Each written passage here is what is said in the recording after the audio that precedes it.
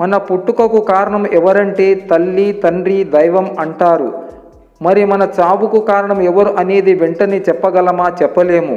ఈ ప్రపంచంలో భయపడవలసింది చావుకు మాత్రమే కాదు, అది ఎవరికైనా తప్పని శిక్ష కాబట్టి. కానీ ఎలా బ్రతకాలో అని మాత్రం ఆలోచన చెయ్యాలి, భయపడాలి. ఆకలి విలువ కాలే కడుపుకి, ప్రేమ విలువ గాయపడ్డ మనసుకు, కన్నీటి విలువ నిజాయితీకి, మనిషి విలువ కష్టాల్లో ఉన్నవాడికే తెలుస్తుంది. లైఫ్లో వదిలి వెళ్ళిన వాళ్ళ గురించి ఆలోచించకు. జీవితంలో ఉన్నవాళ్ళ శాశ్వతం అని భావించకు. ఎవరు వచ్చి నీ బాధను అర్థం చేసుకుంటారని ఊహించకు. నీకు నువ్వే ధైర్యం కావాలి, నీకు నువ్వే తోడుగా నిలబడాలి. జీవితంలో కష్టం కూడా మార్పు తీసుకువస్తుంది. నీ కష్టమే నిన్ను బలంగా నిలబెడుతుంది. నేను చేసిన పొరపాటు ఏంటంటే నేను నమ్మిన వారు నమ్మకంగా మాట్లాడుతున్నారని అనుకున్నాను, కానీ నటిస్తున్నారని తెలుసుకోలేకపోయాను.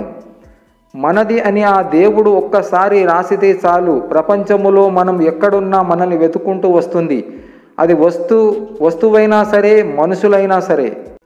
ఒంటి నిండా ఆరోగ్యం, మనసు నిండా ఆనందం, ఈ రెండు ఉన్న వాళ్ళే ప్రపంచములో అత్యంత ధనవంతులు. జీవితంలో ఆశించడం ఆపితే ఆనందం మొదలవుతుంది, శాసించడం ఆపితే సంతోషం మొదలవుతుంది. తెగిపోయిన చెప్పులకు కూడా మన ఇంట్లో ఎక్కడో ఒక మూల స్థానం ఉంటుంది. కానీ శవానికి మన ఇంట్లో కొన్ని గంటలకు మించి స్థానం ఉండదు. శరీరంపై వ్యామోహం వద్దు మిత్రమా. మనం చనిపోయిన మన మంచితనాన్ని తలుచుకునేలా మంచిగా బ్రతుకుదాం. కావాలనుకున్నది అడగకుండానే కానుకగా దొరికితే కష్టం విలువ ఎలా తెలుస్తుంది? కావాలన్నది కష్టపడి సమకూర్చుకున్నప్పుడే అర్థమవుతుంది కన్నీరు ఓర్చుకొని గెలిచిన క్షణాల విలువ. ఆనందం మరియు కష్టాలు రెండూ ప్రయాణిస్తున్న మేఘం లాంటివి. ఈ తాత్కాలిక అనుభూతుల కోసం మన ఆశయాన్ని మనం ఎప్పుడు వదులుకోకూడదు. ఒక మాట ఎప్పుడు గుర్తుంచుకోండి, సంతోషంలో అందరూ తోడుంటారు, కానీ దుఃఖంలో భగవంతుడు మాత్రమే తోడుంటాడు. ఇది నిజం. సంతోషం నేర్పలేని ఎన్నో విషయాలు కన్నీళ్లు నేర్పుతాయి. గెలుపు నేర్పలేని ఎన్నో పాఠాలు ఓటమి నేర్పుతుంది. స్నేహం నేర్పలేని ఎన్నో జాగ్రత్తలు మోసం నేర్పుతుంది. అందుకేనేమో అంటారేమో, ఏది జరిగినా మన మంచికే అని. ఒంటరిగా కూర్చొని నీతో నీవు హాయిగా మాట్లాడుకో.